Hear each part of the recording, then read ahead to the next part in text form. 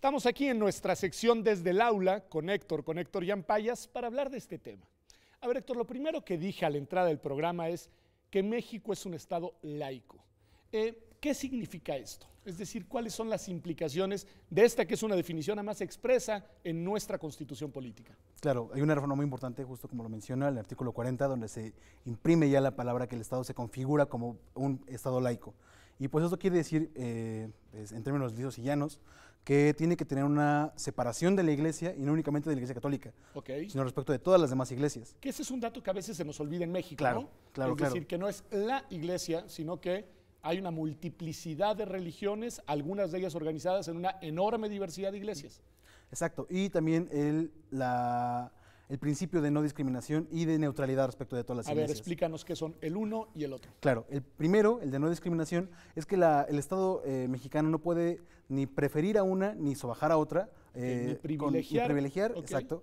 Y el principio de neutralidad justo es que no se tiene que intrometer dentro del espacio de las decisiones de las iglesias a su interior. Ok, entonces una especie de distanciamiento que supone, decías tú, un no privilegio, pero también no un menoscabar la situación de una iglesia frente a otras, y el no inmiscuirse, pero Exacto. ¿tiene alguna agenda propia un Estado laico? Es decir, desde el punto de vista de los valores que promueve, claro, de los principios que impulsa. Claro, bueno, la laicidad como principio se llena o se cimenta en varios valores. A ver. El principal, creo yo, es el antidogmatismo, es decir, el promover que las creencias o las conceptualizaciones dentro del desarrollo social no sean un dogma, es decir, que no estén nunca bajo cuestionamiento.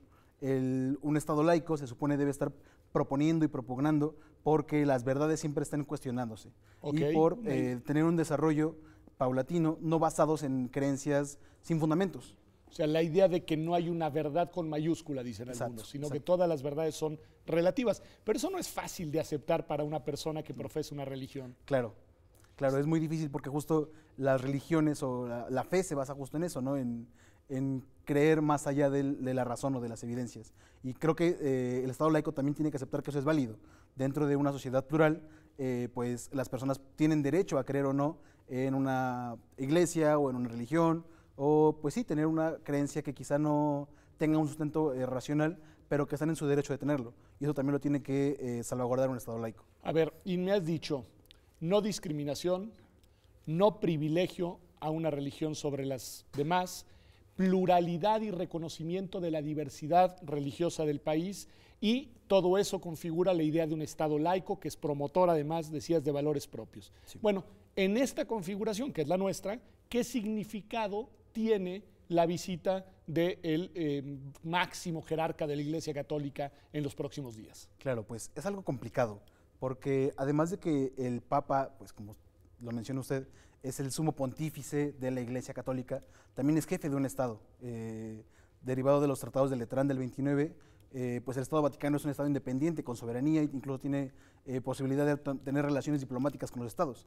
Sin embargo, esto no le quita la cara religiosa a esta figura del Papa. La misma persona tiene las dos vestimentas. Exacto, digamos. Lo cual es un problema muy grande, porque por ejemplo en visitas como esta no se alcanza a diferenciar muy bien cuándo es el Papa, el religioso, el sacerdote, vamos, y cuándo es el jefe de Estado.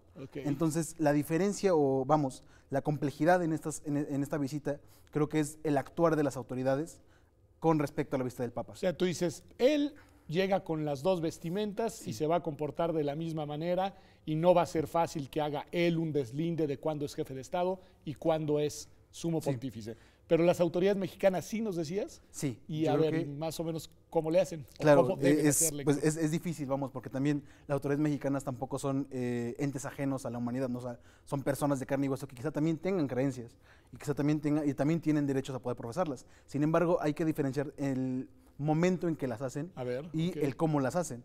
Por ejemplo, no es lo mismo que, por poner un ejemplo, un presidente municipal acuda a misa el domingo como una persona más, a que en un acto público el mismo presidente reconozca como, no sé, o consagre su gobierno. Sí, ¿qué fue lo que hicieron? Consagrar gobiernos y consagrar entidades y ciudades y municipios, ¿no? Una cosa, Chihuahua y Garza García Nuevo León, en fin, cosas muy... Exacto. Muy... Entonces, es muy difícil, pero también creo que puede ser puntual. Es decir, al momento de que una autoridad está actuando como autoridad, creo que debe mantenerse con esta dignidad laica, por así llamarla, o como configuración laica. Okay. El diferenciar que el Papa, cuando cuando esta persona dentro del Estado mexicano es una autoridad, lo tiene que tratar como jefe de Estado. Y ante los protocolos y sin hacer alusión al carácter religioso que tiene. Bueno, difícil, la verdad. Digo, para quienes defendemos la laicidad, porque estamos convencidos, yo en mi caso estoy convencido de que un Estado, para ser verdaderamente democrático, tiene que ser laico.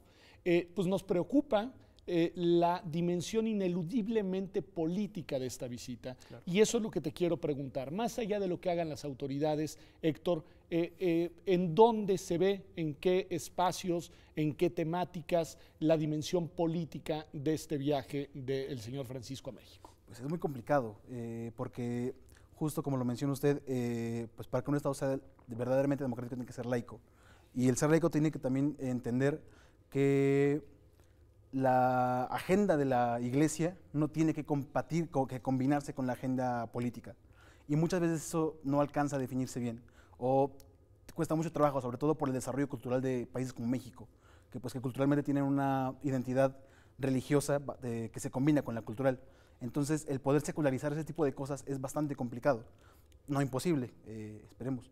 Entonces, con respecto a lo que usted menciona, pues podemos verlo, o las dificultades con respecto, por ejemplo, a los posicionamientos que puede llegar a hacer el Papa, no sé, incluso con respecto a legislaciones antiaborto o con legislaciones de matrimonio entre personas del mismo sexo, etcétera. Y el caso que le hagan las autoridades a esta persona. Que ahí es donde está el problema, porque pues, el señor puede pensar lo que piensa y se lo puede decir a sus feligreses, y allá los feligreses si le hacen caso o no.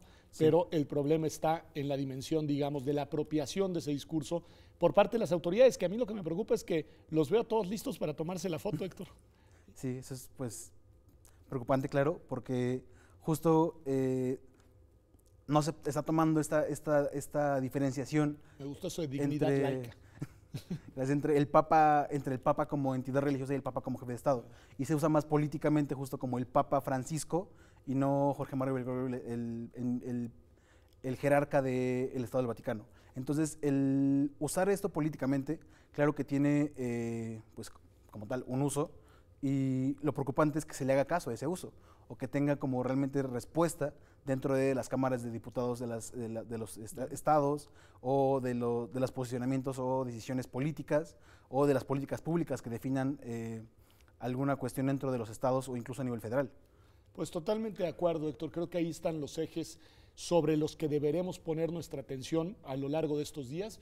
Yo creo que una parte de la contención y de la defensa de la laicidad nos toca a nosotros, nos toca a los ciudadanos de a pie, porque somos quienes debemos reivindicar el sentido laico histórico de nuestro Estado y exigir a las autoridades que se comporten a la altura de eso que es un compromiso constitucional, pero también es mucho más que eso, es una regla para la convivencia pacífica, como bien nos dices, entre personas que piensan y que creen distinto. Vamos a un corte y volvemos. Esta ha sido nuestra sección desde el aula. Están ya con nosotros aquí en el foro para el análisis en perspectiva sobre este mismo tema, la visita del Papa Francisco a México, tanto Vladimir Chorny como Roberto Blancarte. Regresamos.